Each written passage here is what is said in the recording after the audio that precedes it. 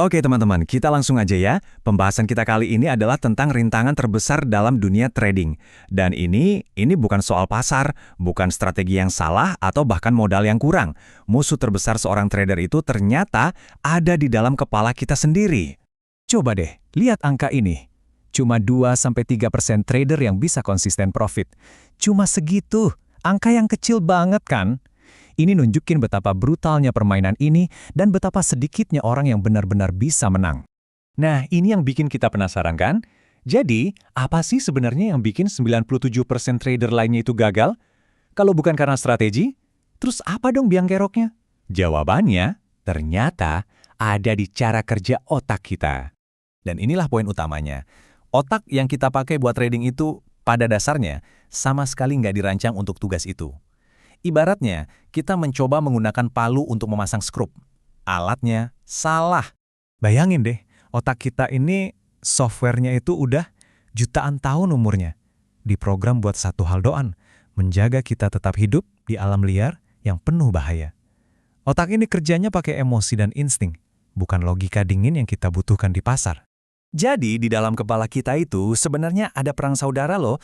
Ada konflik terus-menerus antara si otak primitif alias manusia gua melawan otak trading modern yang perlu kita bangun. Coba kita bedah perbedaannya.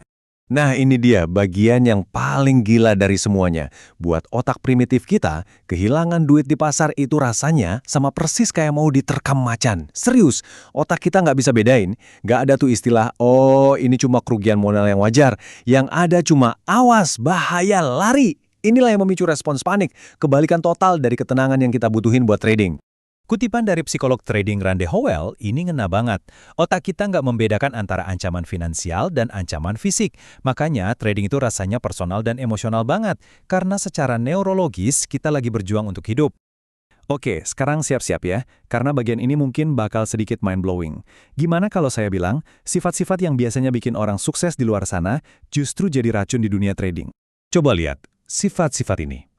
Kemauan keras, pengen kontrol segalanya. Kompetitif abis. Di dunia bisnis, ini kan resep jadi bos besar. Resep jadi seorang alpha. Mereka ini tipe orang yang bisa membengkokkan realitas sesuai kemauan mereka dan berhasil. Nah, di bisnis, mentalitas alpha itu berhasil. Itu kayak fisika Newton, sebab akibatnya jelas. Tapi, trading itu beda alam. Ini fisika kuantum. Semuanya serba probabilitas, serba nggak pasti. Kita nggak bisa maksa pasar buat nurut sama kemauan kita. Ada cerita nyata soal ini. Seorang pengusaha super sukses udah bangun banyak perusahaan. Dia coba trading 4 tahun dan gagal total.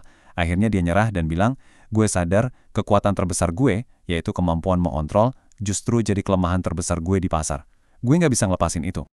Oke. Jadi masalahnya udah jelas. Otak kita nggak cocok, sifat sukses kita malah jadi bumerang. Terus gimana dong solusinya? Apa kita harus nyerah aja? Tentu enggak. Jawabannya bukan memaksa lebih keras, tapi membangun ulang cara berpikir kita secara sistematis.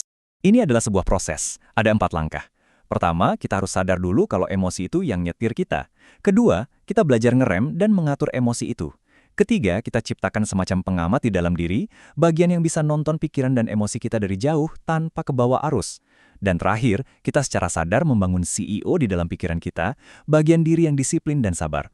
Dan ini bukan cuma teori loh, lihat aja datanya. Trader biasa, tingkat suksesnya cuma 2-3%. Tapi, mereka yang serius menjalani proses pelatihan psikologis ini, tingkat suksesnya loncat jadi 30%, 10 kali lipat. Ini bukti nyata kalau permainannya itu ada di dalam kepala, bukan di layar monitor. Nah, pertanyaannya sekarang gimana cara mulainya? Tenang, ada beberapa langkah praktis dan sangat sederhana yang bisa Anda coba sekarang juga untuk memulai perjalanan ini. Kuncinya mulai dari badan kita dulu. Pernapasan diafragma ini ibarat tombol reset biologis buat sistem saraf kita. Ini cara paling cepat buat ngasih sinyal ke otak manusia gua kita, weh tenang, nggak ada macan di sini, kita aman. Ini langsung menenangkan respons stres di tubuh kita. Ini ada 2 latihan super simple tapi efeknya dahsyat. Pertama, coba deh taruh cermin di meja trading Anda. Lihat muka Anda pas lagi tegang. Perhatikan deh, seringkali kita bahkan nahan napas tanpa sadar.